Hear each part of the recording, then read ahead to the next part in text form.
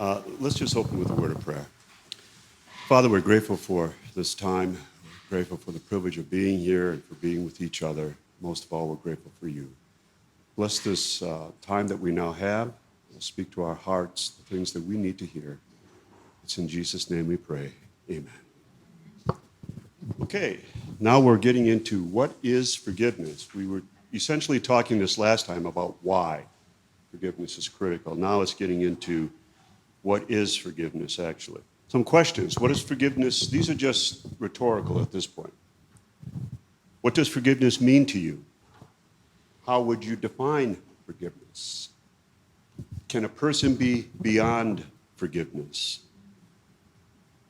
Should some offenders not be forgiven? So this is a secular definition here, and it's typical of a secular definition of what forgiveness is. People, upon rationally determining that they have been unfairly treated, forgive when they willfully abandon resentment and related responses and endeavor to respond to the wrongdoer based on the moral principle of beneficence, which may include compassion, unconditional worth, generosity, and moral love. Sounds a lot like kind of CS language. And it is, as you can see, it's very heady. It's very much an intellectual definition. And that doesn't make it wrong. It's just that it's something that is not, it's tough to relate to at times. So what forgiveness is not? That's what we're going to start with first, because we need to understand what it's not before we get into really what it is. Forgiveness is not forgetting. The hurtful act is not forgotten. So a quote here from a therapist named Carla Downing, who's a Christian. She says, "Forgetting is impossible, and you can blame God for that. God created our brains to remember by encoding memories into brain cells that can be triggered without us even trying.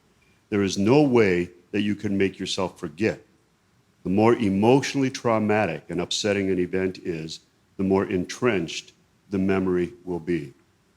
We would have people at Meadowhaven where their memories of the trauma that they had experienced, it was like slammed into their brain in a way that was very, very difficult to forget. Forgetting is not forgetting. This is just continued here. It is not forgotten. There need be, if it is forgotten, then there needs to be no forgiveness. If you've forgotten about it, there needs to be no forgiveness. Forgetting can be a refusal to deal with the hard work of forgiveness, however, at the same time. So some people, they live in denial, and a lot of it is driven by not wanting to deal with what that was going to mean. So this is about how God forgives. If you look in the Old Testament, God takes sin off of man's back, ties it to a goat, a scapegoat it's called in the Old Testament, and sent off into the wilderness. So it's God figuratively eliminating it. The sinner or the offender is set free, wipes away sin, and it is removed, as it says in scriptures, as far as the east is from the west. Well, this is just poetic language for what God does within his own mind. He changes his memory. So it's not that God has amnesia when it says that he has forgotten it. Rather, what happens is that he changes his memory in the sense that he sees the individual now as if they had not sinned. So what the sinner or the offender once did is irrelevant to how he feels about what that person is right now. Forgiveness is not excusing. An explanation does not equal an excuse. We excuse people when we understand that they were not to blame. Maybe the devil made them do it. Maybe there were extenuating circumstances. They were not to blame. So why should we forgive them? We forgive people for things we do blame them for. Very important. It's not excusing when forgiveness is granted. Forgiveness is not having to trust again. Forgiveness is not about trust at all. And we'll see why here. Downing, again, this therapist. You would be wise to not trust someone who has been untrustworthy until the person has reestablished a track record that deserves your trust. Trust in relationships is something that has to be earned when it is lost. So you just can't say, well, I'm just going to trust again here once you have granted forgiveness, because you can be hurt again right away. Forgiveness is not being committed to a second chance. Forgiveness does not prevent the setting of boundaries. Reason for that, Downing again writes, you can protect yourself from being hurt, abused, taken advantage of, mistreated, or disrespected while forgiving the person. God holds people accountable, and when they choose wrong, there are consequences. One of those might be that you set a boundary to protect yourself here. So if somebody is hitting you physically, and they say, please forgive me, and you forgive them, and then they smack you again, and you say, please forgive me, and you forgive them, and they smack you again, there's something wrong with that. So it's not a matter of not setting boundaries and getting out of their reach so that you're not being slapped all the time there. This is good both for you and for the other person. Continuing with number 4, forgiveness is not being committed to a second chance, so it doesn't mean no counting of wrongs.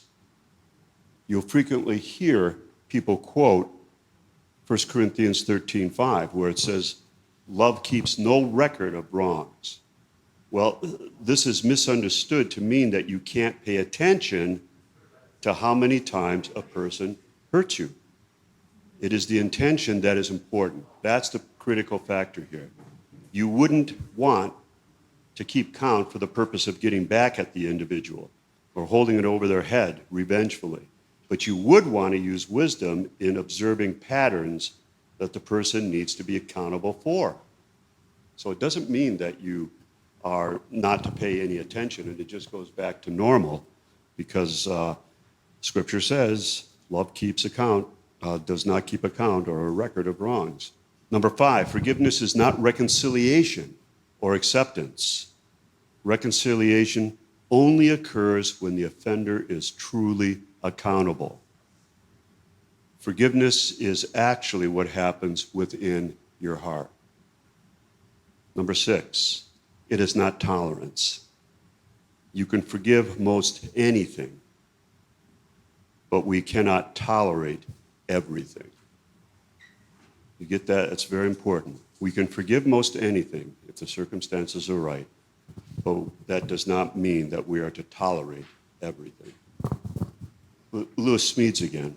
He says every person has to decide what they will tolerate and what they cannot tolerate. But what needs to be remembered is this: we don't have to tolerate what people do just because we forgive them for doing it. Forgiving heals a person, you personally.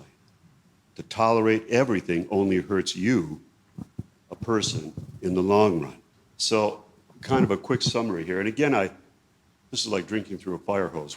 As I said, we normally have this over a period of about 8 support group meetings in order to really deal with it.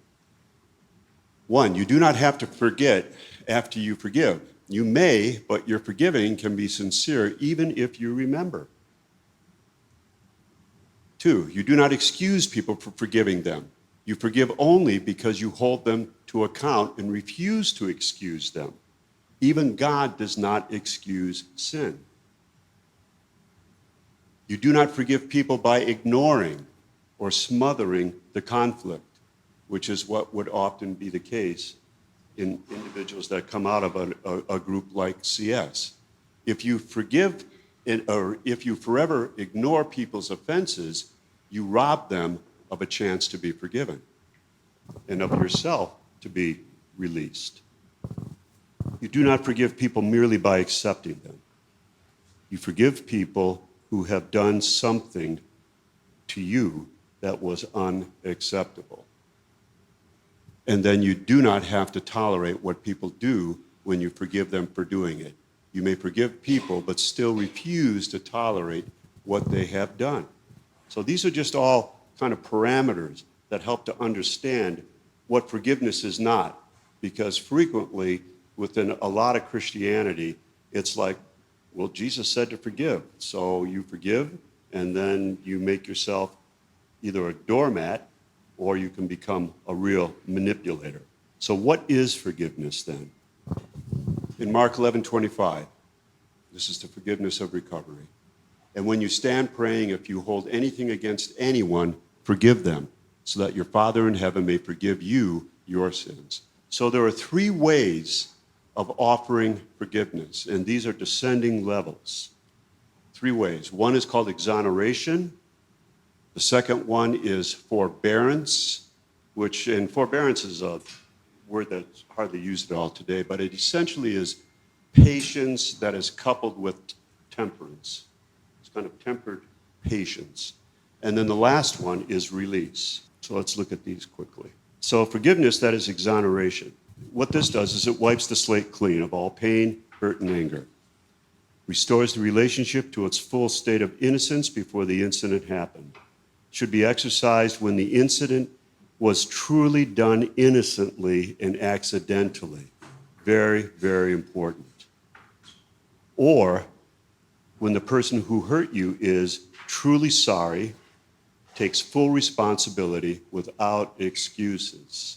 The individual needs to ask for forgiveness, and they give you the confidence that they will sincerely try to not repeat their bad actions. Okay? This is generally what we don't have to deal with very often, because it just is not something that, particularly when you've come out of a destructive group. But this is, your next door neighbor tends to speak very harshly to you and is always doing something that you find egregious, but they ask to be forgiven, they recognize it, and so you forgive them. It's not any kind of thing where you've got a long-lasting relationship, and they say, I'm really, truly sorry, I want to try and do better, but it might be something that continues, and so you just kind of work through that. But you can exonerate it because it's not something that goes really deep.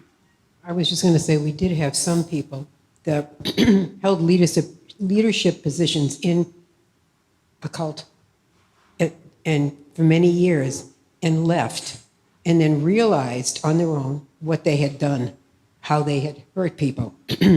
And they, on their own, these particular ones that I'm thinking about, went around to all of the people that they had harmed and acknowledged it and said, I regret what I did. If I had only known this, I wouldn't have done it. Maybe that would be one of the things they said. But they were, and they I think in some instances, they didn't even ask for forgiveness. They just wanted to cleanse their own person by admitting that they knew they had really harmed somebody.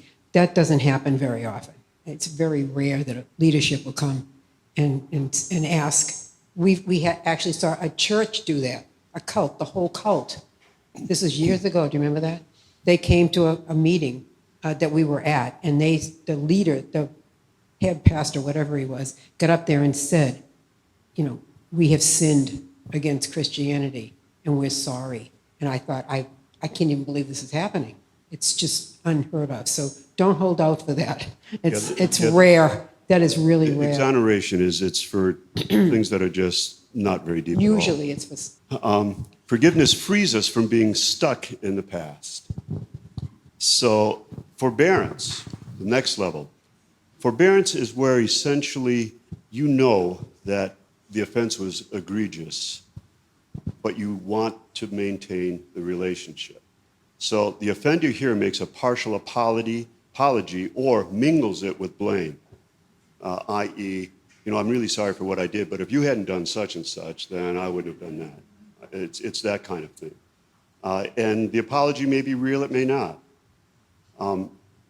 Here we should exercise forbearance if the relationship matters and you want to remain and maintain ties. So a lot of times the people that have come out of destructive groups that we've worked with, they are tasked with, because they don't want to have no contact whatsoever with the offender, tasked with managing that relationship in a way that works for them. So here, the person must cease dwelling on the particular offense. If you're going to try and manage it, you can't be dwelling on it all the time. Try to do away with grudges, any fantasies of revenge, because then it's not working. And to retain as well a degree of watchfulness, so that you're not putting yourself into a situation where you're constantly being hurt and offended. So to forbear is to abstain or hold back. Forbearance is akin to patience and self-control. So this is where you are more in a management situation. You might limit the amount of time you spend with the individual. You might do what you need to do, so to speak, to maintain the relationship, but it's at a far, you're keeping it at a distance here. And when something really bad happens and you can talk about it, you bring that up. You say, look, I don't appreciate being treated like this, or the way that you're dealing with this situation there. But you're not really going for either it doesn't matter or the next level. C.S. Lewis, everyone says forgiveness is a lovely idea until they have something to forgive. So, authentic forgiveness, or this release, this is the deepest level. Authentic forgiveness, release, recognizes that very ordinary people can do extraordinary evil. It judges the offender because they are responsible. Forgives because personally you need to heal. Forgives based on God's forgiveness of you. Now, just something real quickly here. It's important to distinguish between excusing and explaining. And explanation does not excuse the bad behavior. If somebody runs over your child and they're injured because they ran out in the street and they're injured, and you find out that the individual who ran your child over, his wife had just come down with stage 4 cancer. He was never a drinker, but he was so despondent that he started drinking. And so he got in his car and he drove off in despair and hit your child. That's an explanation. And it does have an impact upon what we decide to do and not do. But having said that, it doesn't change the fact, it doesn't excuse that your child was injured. Okay? We have a tendency to explain away, particularly former members of destructive groups. Well, I understand it was bad, but they've always had, they've had a bad life. My folks who were in CS, my grandmother and grandfather were awful to them. And so you start making all of these excuses. That doesn't change the fact that you yourself were injured as a result of this. So now it comes down to, how am I going to deal with this here? So it's important not to make excuses. Secondly, forgiveness here is based about personal healing. It is all about personal healing, and it's a journey.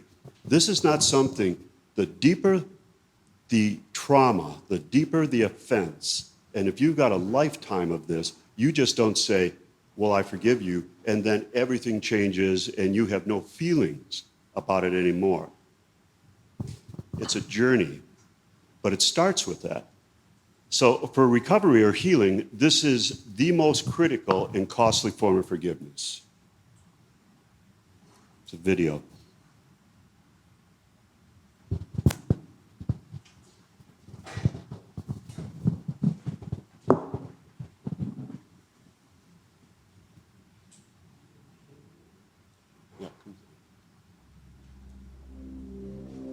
On November 5th, 2003, all doubt of Ridgway's guilt was erased.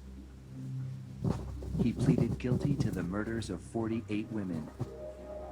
He'd made a deal to cooperate with the prosecution to provide more information on his victims and the whereabouts of their remains.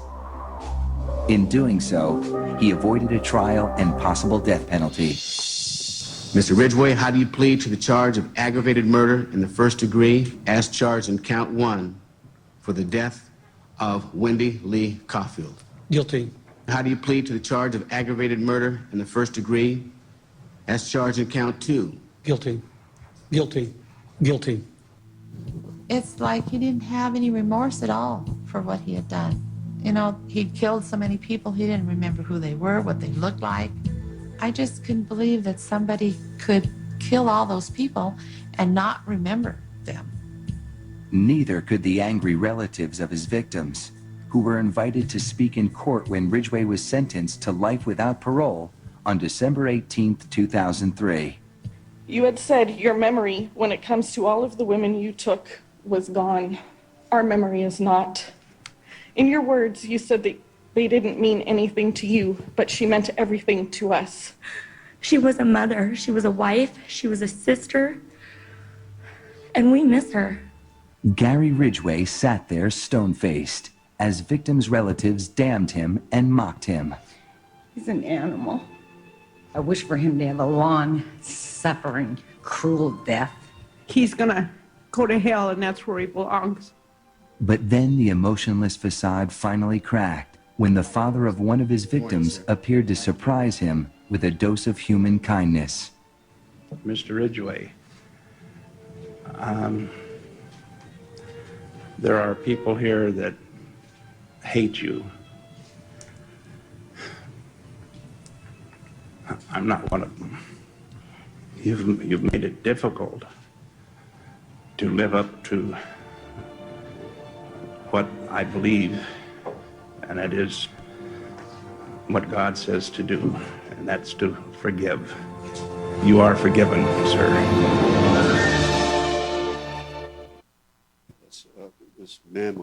This man was a serial killer, and that's rather amazing. But he understood what true forgiveness was, and he was able to say that to this Ridgway, serial killer, but it was more for his own person as well, in order to be released from all of the bitterness. So Smedes here writes, our hate wants to cloak the offender, top to bottom, only in the rags of their rotten deed. Authentic forgiveness looks beneath the tattered rags and lets us see the truth. It's what you said. It's what you said, Linda, about being able to see beyond the deed and looking at the person and seeing that he was a sinner that needed saving too, and that's what he's talking about. So forgiveness release. This generally works with individuals of really severe abuse, adult survivors of horrific abuse. Cult survivors, individuals who are really betrayed. The offender is not exonerated here. There's no forbearance required or continuation of the relationship. Releasing the offender and the preoccupation with negative things experienced. That's the point of this, to release the offender and your preoccupation with negative things that you experienced. So the burden of negative emotions is released. It allows the ability to move forward. So here's a quote I thought was good. If you don't practice release, you'll be allowing the offender to live rent-free in your mind indefinitely. Right. Forgiving is essentially evicting all of that out of your life. So some questions, again, rhetorical here. If Mary Baker Eddy stood before you right now, how would you react? If the offender or offenders asked for forgiveness, who have really hurt you, would you forgive them? If they refused to ask for forgiveness, would you forgive them anyway? How do you think that act of forgiveness would then affect your life? Another good quote. You cannot afford to withhold forgiveness. Nothing will destroy your life more surely, for there is a great hidden grief in the denial of forgiveness. Your heart is so heavy from what you have not forgiven that you bear the offenses of another as if they were your own. So Smedes again here says, if you cannot free people from their wrongs and see them as the needy people they are, you enslave yourself to your own painful past, and fastening yourself to the past, you let your hate become your future. You can reverse your future only by releasing other people from their pasts. And that is so true.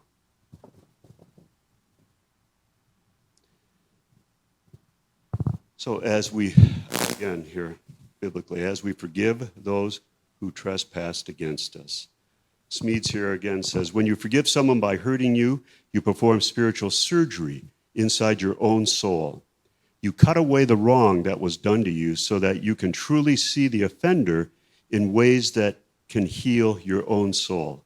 Detach that person from the hurt and let it go, the way a child opens his hands and lets a trapped butterfly go free. The process here. Okay, this is a quote from, this is a much better quote that comes from a Christian worldview.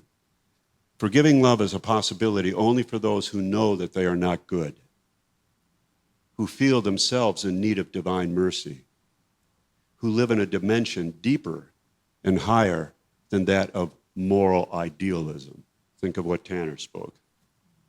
Feel themselves as well as their fellow men convicted of sin by a holy God and know that the differences between the good man and the bad man are insignificant in his sight. Again from Lewis. To be a Christian means to forgive the inexcusable because God has forgiven the inexcusable in you. Tim Keller, a lot of you read his book, dealing with forgiveness. We are more sinful and flawed in ourselves than we ever dared believe. Yet at the very same time, we are more loved and accepted in Jesus Christ than we ever dared hope. So this is accepting God's forgiveness for me that I often really struggle with because I think I still have to pay in some way or another. So forgiveness is the power that breaks the chains of bitterness and anger and sets you free from the shackles of your own prison. So this is the process, healing, forgiveness, acknowledge. The challenge is, how do you release another's toxic hold upon you without denying the damage sustained? That is the issue. People have to pay. We live in a biblical worldview. In fact, I would contend, even apart from a biblical worldview, there's a sense within all of us that there needs to be justice. Someone has to pay a price. So how do I then release another's toxic hold without denying the damage that I sustained as a result of that? Well, the bridge here is that it's problematic territory. It's got to recognize it. This is problematic territory. This is where really the rubber meets the road. This is what in our support groups most individuals really balked against, because it's like there's no payback. There's nothing that is done in order to account for and make real what I have had to go through. So understandably, victims have difficulty relating to or identifying with perpetrators or offenders. Victims have often revenge fantasies, desire to hurt someone seriously or worse. In CS, I would tend to think this is probably less than in a lot of the other groups that we've worked with, primarily because that's drilled in behavior and a way to deal with things that is not acceptable. And so it's harder to do that.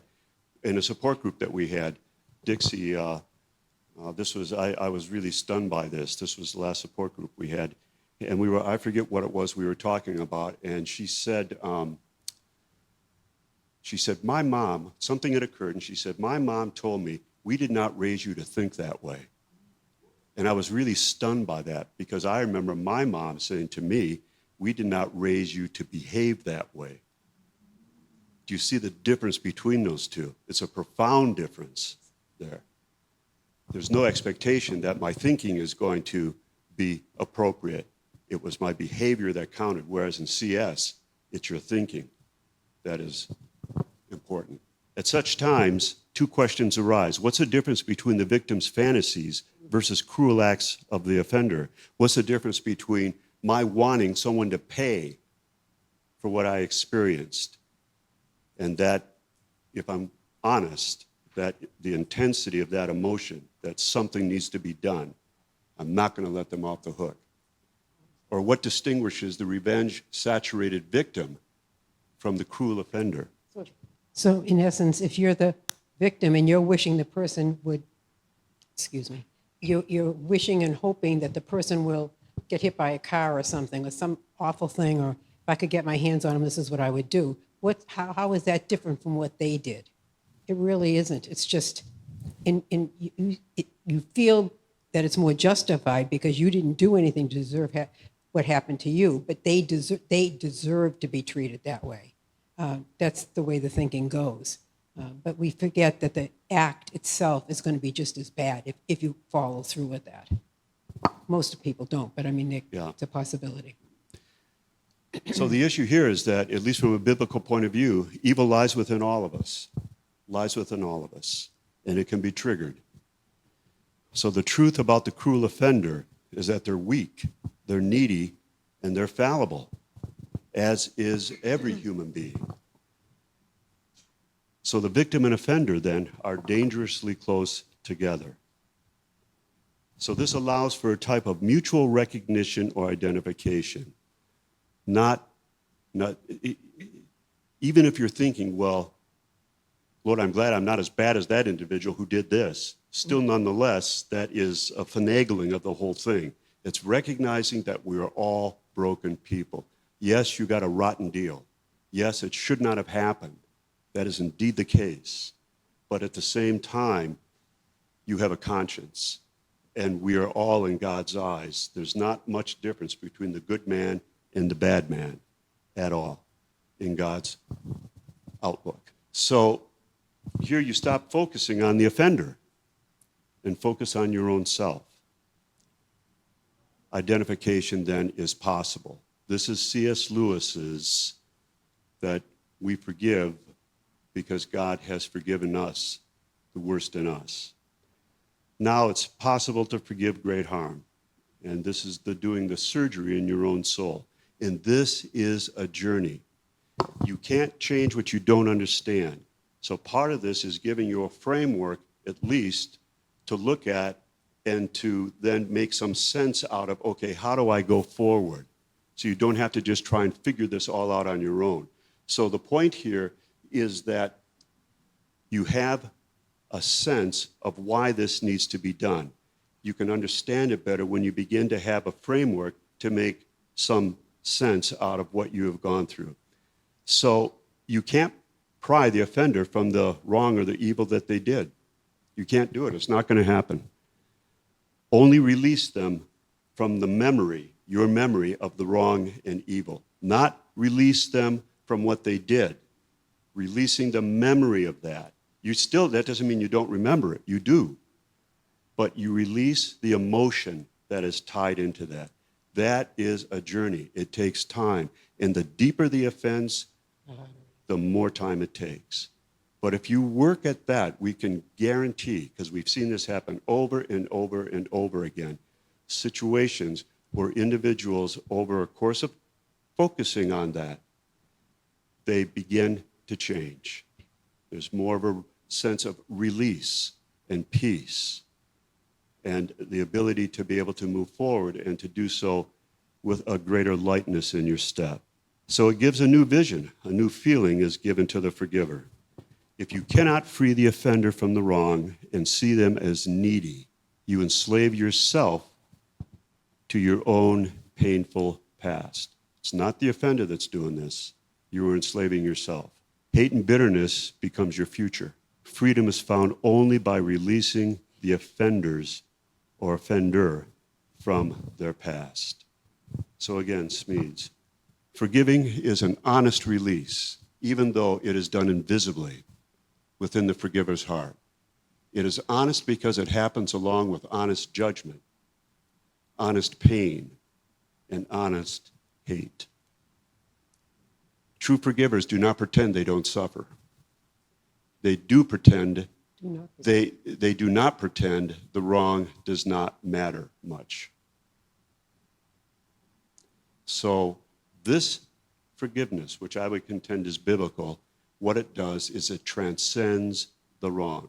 Think about how God deals with us. His forgiveness is not something that says it doesn't matter. His forgiveness is not something that says that he doesn't suffer as a consequence of us acting in ways that only bring disgrace to him. What it does is it transcends the wrong there. Does that make sense? So I think sometimes those of us that have, excuse me, have been Christians for a long time, this is going to sound like a bad thing to say, but we just take it for granted that this is true, that God has forgiven us. It is true that God has forgiven us. We forget sometimes that we're sinners of that magnitude, that anything to God that isn't pure, clean, perfect, like him, like he is a sin. And there's not, a sin is a sin is a sin. That's what I've been told many times. And but this is the truth. And we have to remember that because he has forgiven all of that. We are so blessed to be on this end of the story. These people are not the people that we're talking about that need the forgiveness, that you need to forgive, because it's going to propel your healing and bring you closer to Christ yourself. But if they receive the forgiveness, some people don't, then they could be on a journey, and something good is going to come out of the negative. It can happen that way. We've seen that happen as well. One of the things that we say to our residents when we had them, we would say, you will know that you are really moving ahead and being able to live a forgiven life and a forgiving life when you can look at what you went through and say, I would never wish this upon a dog. Right. This was awful. It was an awful thing to have happen. But in a very unusual way, I'm glad that I went through it, because it has made me the kind of person that I am today. I know myself better, I know other people better, and I know God better. That's the transcending it. It doesn't deny it. So it's something that makes this real, that when it's not something that is constantly got a hold of you, and you can begin to say, I've learned a lot of good things as a result of this, which I would never wish upon anyone else. So forgiving is love's toughest work and love's biggest risk. If you twist it into something it was never meant to be, it can make you a doormat or an insufferable manipulator. Forgiving seems almost unnatural. Our sense of fairness tells us people should pay for the wrong they do. But forgiving is love's power to break nature's rule. And then last of all, last slide, to forgive is to set a prisoner free and realize the prisoner was you. That's the goal. But again, it's a journey, and it takes time. And for individuals that we've worked with, it's like 2 steps forward, 1 back. They start moving forward, but then something happens, you get triggered, and they're raging again. But then they continue the journey, and it moves forward. And pretty soon, there's less 1 steps back. We end tonight with one of the most potent powers on earth. It can change lives in an instant. Everyone has it. Can you hear that? It's the power to forgive. Watch it now in... A few years ago, Mary asked if she could meet O'Shea here at Minnesota's Stillwater State Prison. As a devout Christian, she felt compelled to see if there was some way. For O'Shea, it hasn't been that easy. I haven't totally forgiven myself yet. I'm learning how to forgive myself. And I'm still growing towards, trying to forgive myself and what it is I've done. To that end, O'Shea is now busy proving himself to himself. He works at a recycling plant by day and goes to college by night. He says he's determined to pay back Mary's clemency by contributing to society. In fact, he's already working on it, singing the praises of God and forgiveness at prisons, churches, to large audiences everywhere. Forgiveness is a powerful thing. I'm grateful. Which explains why Mary can sing her praise of thanks to her audience of 1. Steve Hartman, CBS News, Minneapolis. For all you've done for me. We end tonight with one of the most potent powers on earth. Pretty powerful video there. It talks about the release that she felt as a result of this. Still recognizing that great evil had been done, she suffered grievously. Her only son was taken from her. But she was able to move forward there. That's the goal, but it takes time, and it takes work on that. So again, with what Katie says, it's important to be good to yourself. This is not just, You know, I forgive, and then it's gone, and you're feeling wonderful. So one of the things that some people have asked us is, how do I even start? How do I do that? I mean, because it's, you know, biblically, we're asked to do that. We're commanded to do it. God has forgiven us. We've got all that working within us. And it's still not easy. We can't, it's just difficult to go there. As he said, it sounds unnatural to say, I'm just going to, when I first saw that video, I thought, oh my gosh, I don't know if I could do that. I might be able to say those words, but I don't know if I could go that far. And just, it feels like you're forgetting what happened. But she says that's not true. Of course she doesn't forget. She's looking right at that guy's face every single day. And we do know many others who have done something similar to that just floored us every time we heard it. But one of the things, the way to start is to say, like she did. She said, you know, I'm commanded to forgive. I've got to figure out how to do that. I don't know if I can even do it. And she went and faced him and saw a human being. I think that's probably what she first said to herself. Well, he's a human being. And, you know, when I get upset about something, sometimes Bob says, look, everybody's created in God's image, even those evil people. They did something bad. They were created in God's image. We've got to remember that piece of it. Maybe we can help in their redemption in some way. That's what she did. That guy has been redeemed because of her willingness to forgive him. But she phrased it in a way where she says, forgiveness is for me. Her, right. She doesn't see it that way necessarily. So I would say one of the first steps is to say, I don't know if I really want to even do this, but I know it's the right thing to do, and I'm going to say the words to myself first, not to anybody else. I'm not going to talk to anybody about it. I'm just going to start. And you say it, and you say, I didn't really mean that. I don't feel any different. I'm still ripping angry. Yeah, it's still there. As he said, it's not an instantaneous kind of thing. I wish it worked that way. But the more you say it, the more you're going to begin to believe that it's true. So you've got to practice forgiving. And sometimes it's easy in minor ways. But these are huge things that you have to deal with. And some of them are deep-seated. They're down there so deep, you've got to dredge them up to be able to say, this is what I need to forgive. Oh, my goodness. How am I going to do that? I don't even know what that feels like. So start with the words. Just say them out loud. You don't have to say them when there's anybody around. Do it by yourself. Go in a closet somewhere or in the bathroom or something. Close the door and just say, whoever the person is, I forgive you. And this is where someone that's dead, you can see it doesn't Absolutely, matter it doesn't make any difference. if they're dead or not, because the forgiveness is for you. It's for you here. But we've had people come and say, pretend the person they want to forgive is sitting in front of them, like that other video. And you sit there and you say to the person, this is what you did, this is what you did. That's sort of what you did, Linda. You went through the list of all the things and then finally got to the place where you can say, as hard as this is, I forgive you. And it was a moment in time, but that's starting the process.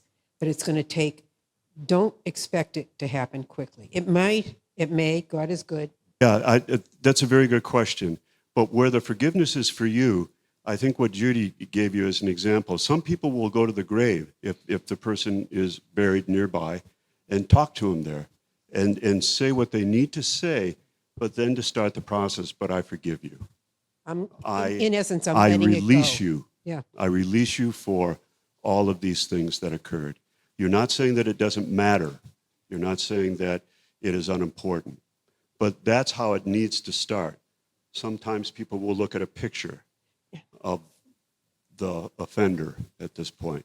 Sometimes they pretend that they're sitting there in a chair in front of them. It's whatever would allow you the opportunity to at least figuratively face.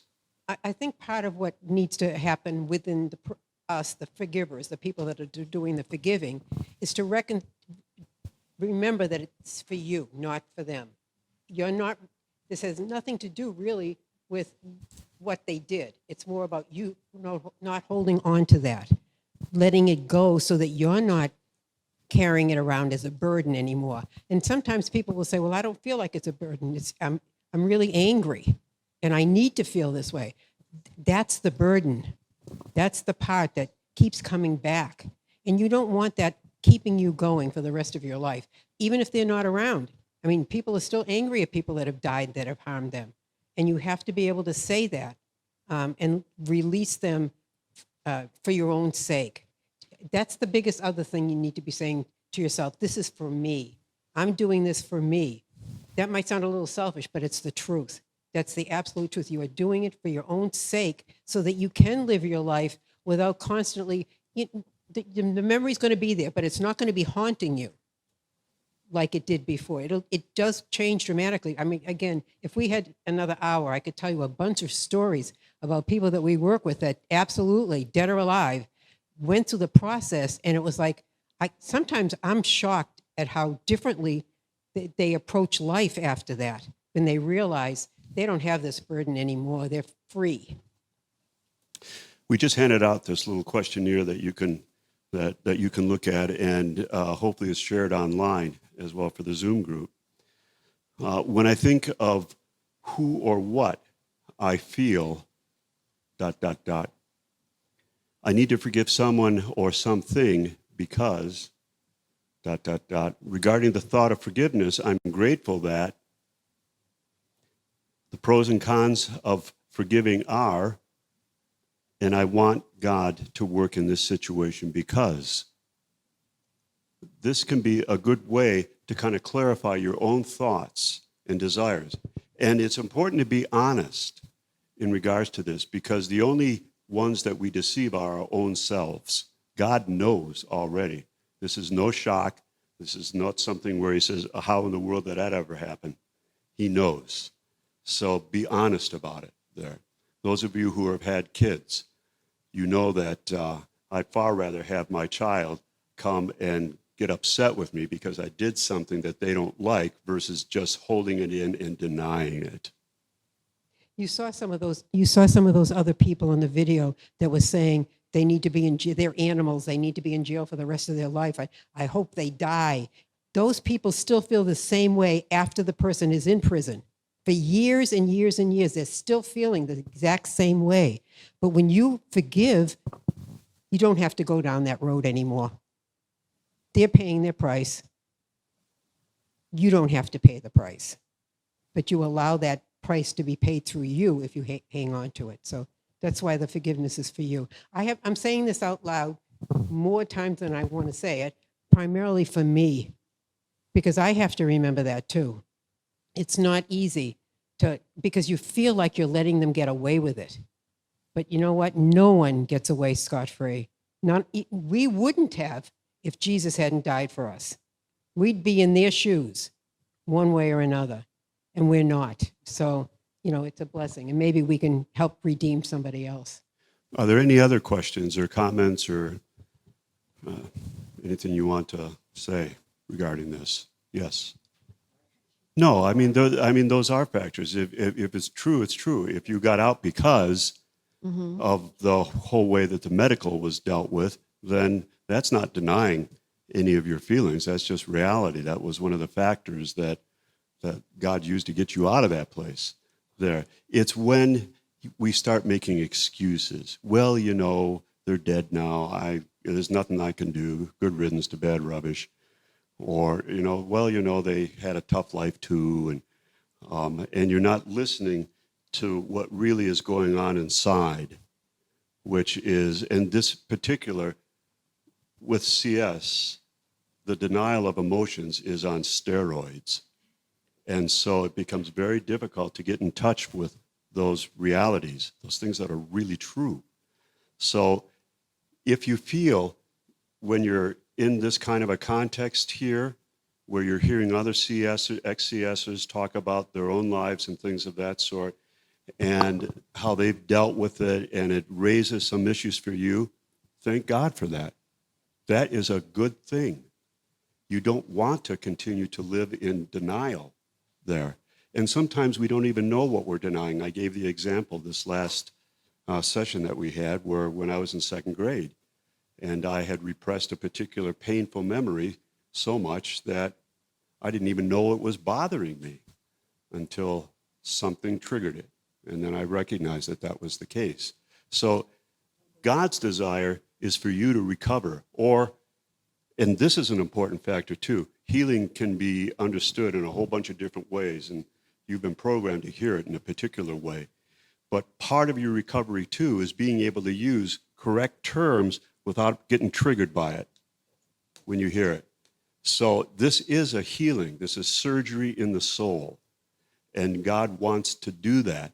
So you're not recovering, you are healing in this arena.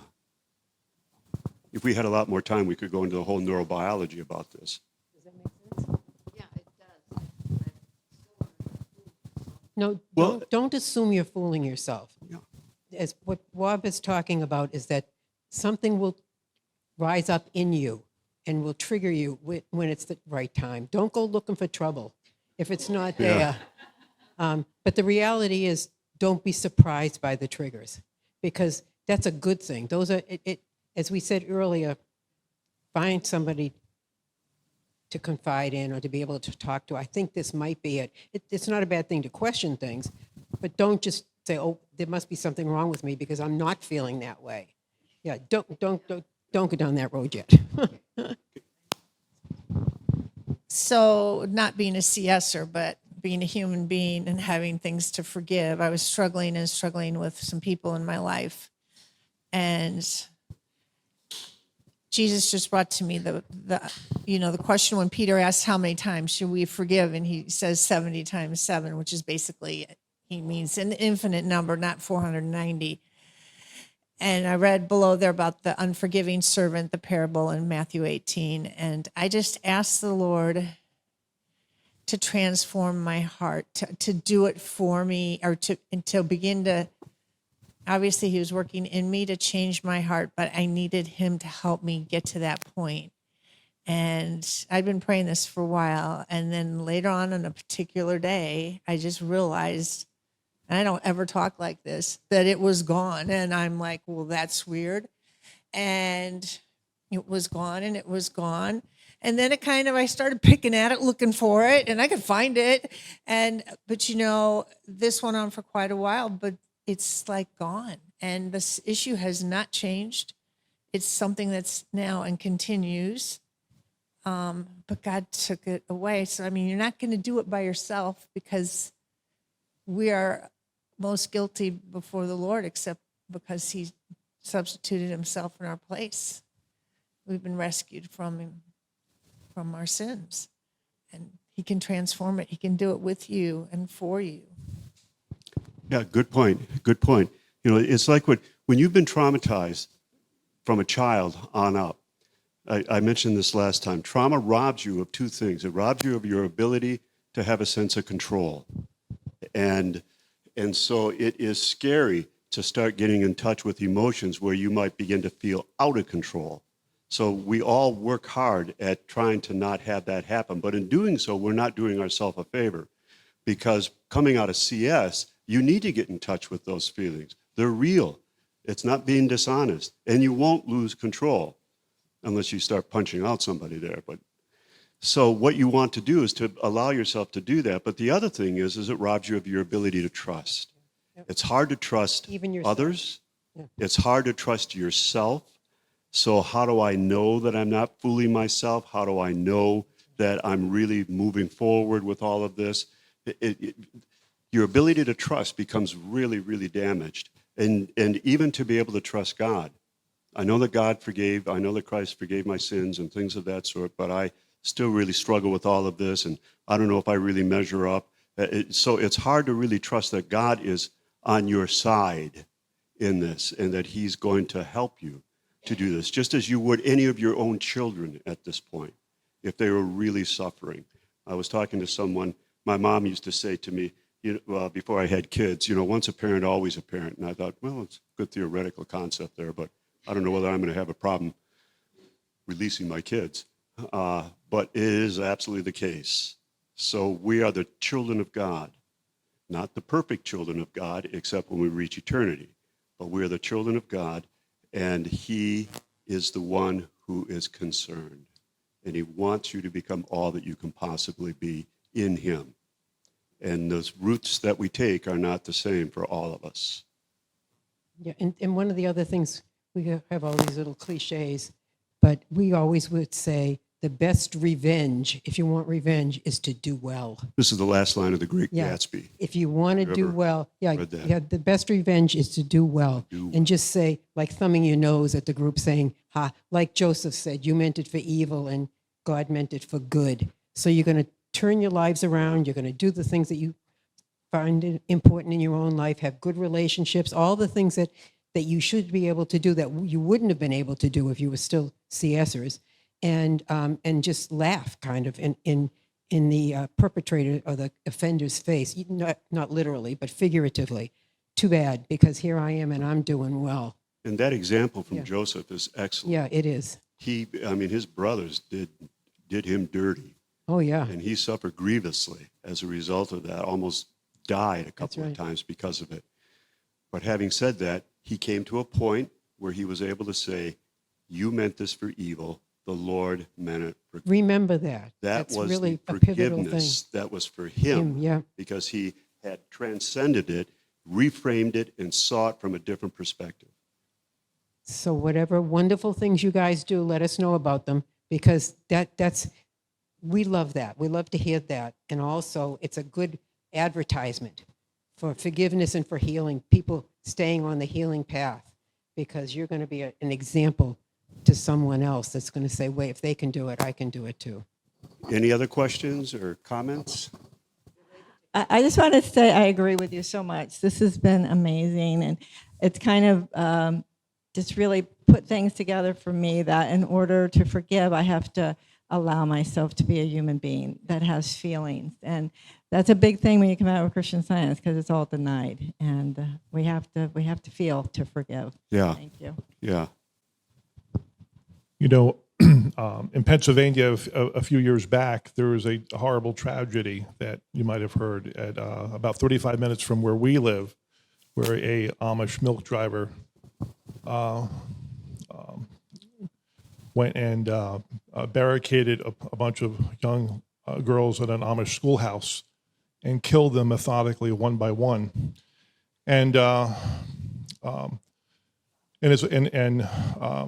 this was in the Amish. This was Lancaster in Lancaster, Pennsylvania, at a place called Nickel Mines, and so it was tragic.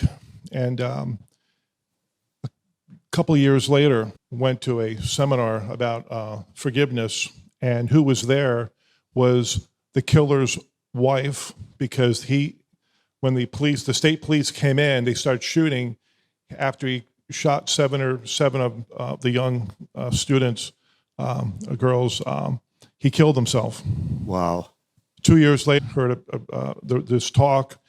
His wife and his mother-in-law gave a talk. Oh my goodness.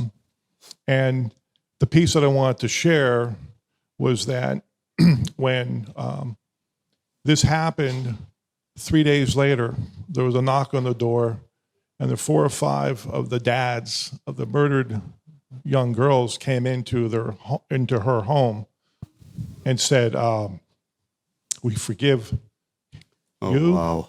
and we forgive him." And now the Amish are a cult all by itself, but for this moment, we were dumb. She said in the talk with her mother-in-law, she was speechless because she hadn't even forgiven her husband. Yeah. And really couldn't fathom that level of forgiveness. Your talk this afternoon helped frame some of the thinking that must be going on in someone's mind to be able to give that kind of release. Yeah. And if you go to Nickel Mines in Lancaster, Pennsylvania today, that schoolhouse was completely destroyed, and it's a cornfield. You would never have known anything had ever happened there. Yeah. So they did that piece, right? But in terms of the forgiveness, I just wanted to share that, because what you said helped me try to understand how it could ever possibly be done that way. Great, thank you. I want to make a mention. This is a pitch for FFCS. many of you have gone through the various semesters that Katie has put together. We learn on two levels. We learn on the level where something can be explained to us and we go, oh yeah, that makes sense. But if you had to go home and explain it to somebody else, you couldn't do it. But it made sense when you heard it. Second level is when not only does it make sense to you, but you can go and explain it to somebody else and have them understand it. That's when you have really internalized it. So I would encourage you to retake the various semesters that was there, because it'll just reinforce more and more, and it will only accelerate your own recovery there. So are there other questions regarding this? That's exactly what we were talking about, or at least trying to, when the difference between an excuse and an explanation. That's an explanation. And it's all true. It doesn't mean that it's not true. It is true. But having said that, it doesn't excuse the harm that you experienced.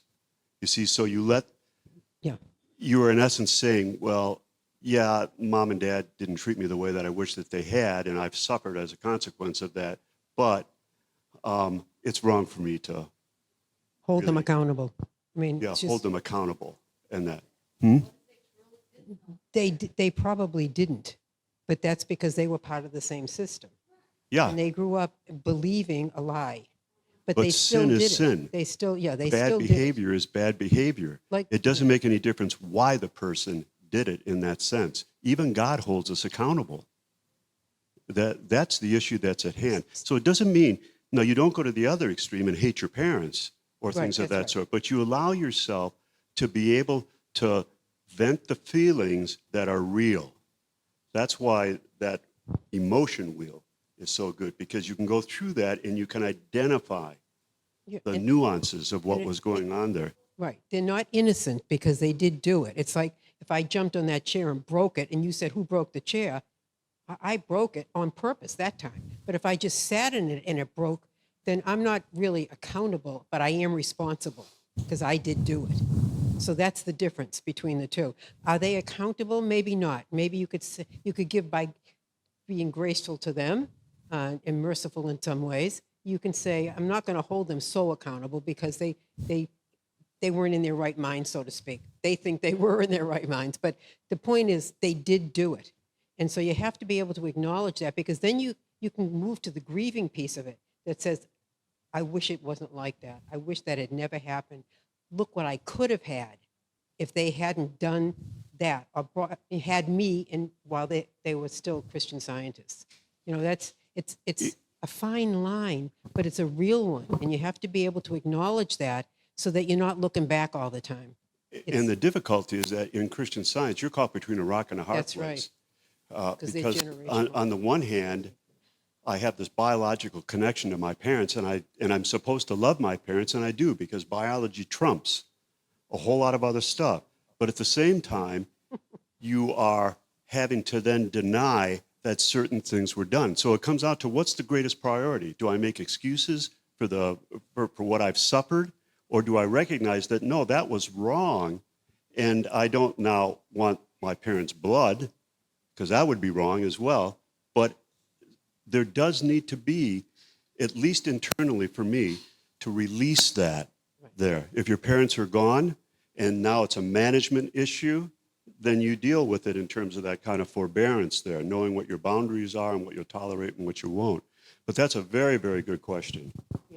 And allow yourself to feel what you honestly feel. I know it. Yeah, it is. Yeah, it's very hard. And that's part of the journey. It's a painful one, but it changes as time goes on. Thank you very, very much for Thank coming. you.